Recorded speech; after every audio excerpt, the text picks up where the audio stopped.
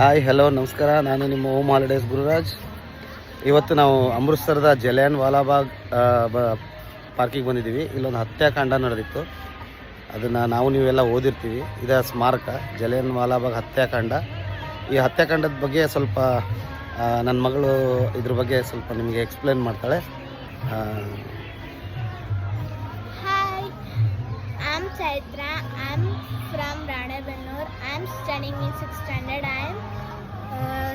I'm from Home Public School. I am here to explain about Jallianwala Bagh incident. In 1919, on General Dyer, a British officer had banned all public gatherings and situated in Amritsar.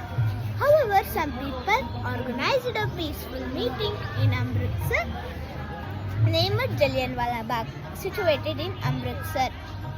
Thousands of people came to attend the meeting, and thousands of people were died and many were injured. Thank you. ಈಗ ಜಲಿಯನ್ ವಾಲಾಬಾಗ್ ಹತ್ಯಾಕಾಂಡ ಬಗ್ಗೆ ಹೇಳೋಂಥ ಚೈತ್ರ ಬಗ್ಗೆ thank you.